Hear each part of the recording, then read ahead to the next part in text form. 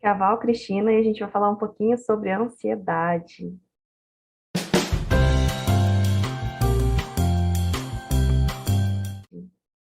Essa palavrinha que, por vezes, é usada para descrever assim, um nervosismo temporário, ou medo que a gente experimenta antes e durante experiências de vida que são desafiadoras para a gente, né?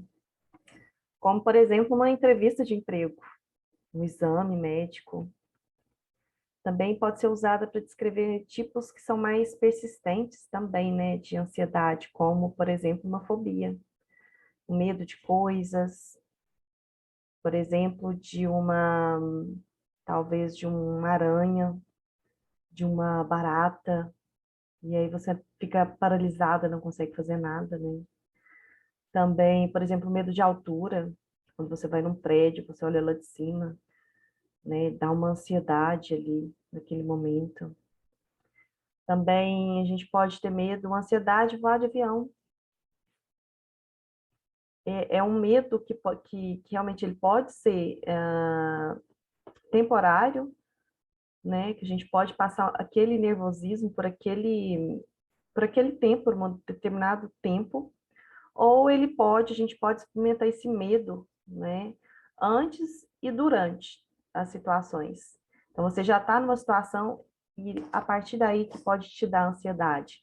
Ou pode ser antes de iniciar, como o medo de andar de avião. Antes de andar, você já fica ansioso, né? Então, a gente tem também a fobia, né? Como eu disse, o medo daquela aranha, de um inseto, né? A gente também tem ansiedade social, sim. O medo de parecer bobo, sabe? Ser criticado quando você está no meio de pessoas. Então você não se expressa, não expressa suas opiniões. Se de repente alguém pede para alguém falar alguma coisa, você fica sempre calado, você não se expõe, com medo de ser rejeitado socialmente. Pode também surgir em transtornos de pânico. O transtorno de pânico, ele é um sentimento que ele é intenso, né, de ansiedade, que as pessoas percebem, se parece que está prestes a enlouquecer, né? Então, o transtorno de pânico é uma sensação de morte mesmo naquele local, naquele lugar. Tem também um transtorno de estresse pós-traumático, então, lembranças repetidas, por exemplo, de um talvez um acidente que tenha ocorrido e que foi muito traumático, porque pode ter sido algo muito complicado daquele dia, ou alguém se feriu, e isso pode ficar repetindo inúmeras vezes, né, na nossa mente, como, por exemplo, também nas guerras, né, ah, pode ficar ocorrendo aquelas cenas da guerra de uma forma repetida, sem parar, né? E isso pode gerar um alto nível de sofrimento para a pessoa. Também temos com preocupações com saúde, preocupação demais persistente de que a gente tem determinada doença ou determinado problema físico, e apesar de ser considerado sadio para os médicos, fica aquela coisa mental de que tem algo errado comigo, né? Tem um transtorno também de ansiedade generalizada, que são preocupações frequentes, com sintomas físicos de ansiedade. E é interessante a gente parar e observar, né? Como é que está a nossa ansiedade agora, hoje, né? E aí eu pergunto para vocês, qual foi a primeira vez que você se lembra de se sentir ansioso? Veja o que vem aí na sua mente.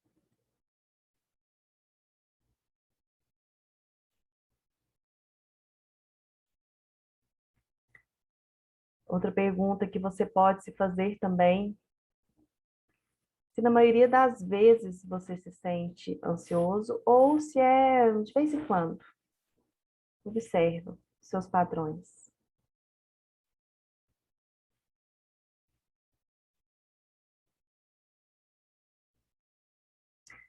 A sua ansiedade, como ela é? Ela é muito forte? Ou ela é tranquila? Ou ela é moderada, equilibrada? Pense aí com você.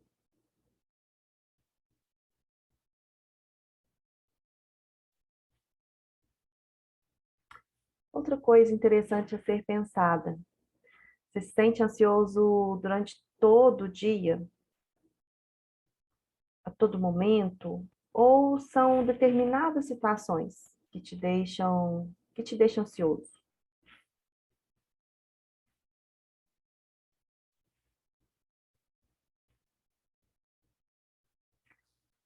Bom, e qual que é o perfil de uma pessoa que está ansiosa, né?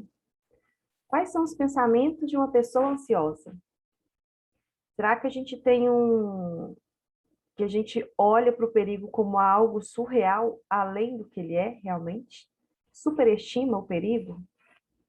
Sim, as pessoas que são ansiosas, elas aumentam demais, né? Aquela aranha para uma aranha super grande, né? Enorme. Talvez, e pensando que ela não dá conta de enfrentar aquilo. Ela acha, eu não consigo, né? Subestimando, né, a capacidade de lidar com aquilo, com aquela situação, né? Outra coisa também é que, cara, não tem como ter uma ajuda disponível, sabe? Não sei como lidar, não tenho ajuda, e tem pensamentos que são, assim, catastróficos, sabe? De não ter saída mesmo. Pensar, acabou tudo, não consigo lidar com isso, né?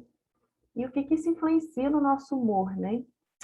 Será que quando a gente fica ansioso, como que a gente fica? Nervoso com a situação, né? Aquela aranha que a gente está vendo ali, como que a gente fica? Será que a gente fica tranquilo? Não, né? A gente fica bem nervoso. Dá uma excitação também, né? Ansioso, claro. Muitas vezes a gente entra em pânico de não saber lidar, às vezes travar, congelar mesmo, né? E isso gera alguma coisa, me impacta assim fisicamente. Concorda que muitas vezes dá uma sudorese assim nas mãos, a gente fica tenso, não é? Uma tensão muscular forte, o coração dispara. Às vezes a gente fica até tonto, começa a ter vertigens, né? E aí como que eu fico, como que eu ajo nessas situações, né? Será que eu tento evitar essas situações que me geram ansiedade, me esquiva? Eu abandono essas situações quando eu começo a ter ansiedade, eu, ó, saio correndo dela. Ou se eu noto que ela pode me gerar alguma ansiedade, eu nem tento. Será que vem muito daquela coisa de querer ser perfeito demais, querer controlar tudo, e quando alguma coisa sai do controle, eu não consigo lidar? Será que eu só faço coisas que eu me sinto seguro para ficar naquela zona de conforto? Pois é, a gente passa por tudo isso, né? Esse é um perfil, vamos dizer assim, bem, que fala bem, demonstra bem sobre uma pessoa que está com ansiedade presente na vida, né? Então, a gente acha que o perigo é super enorme, mais do que ele é. A gente fica nervoso, a gente fica excitado, a gente fica em pânico, o coração dispara, dá aquela tensão muscular, a gente começa a suar, a gente não quer ver aquela situação, sai situação. A gente quer tentar controlar as coisas, a gente fica nervoso porque a gente não está dando conta de controlar. A gente quer fazer as coisas para a gente se sentir seguro e a gente não está tendo segurança naquele momento. É isso tudo que ocorre. Vamos pensar a respeito mais um pouquinho disso.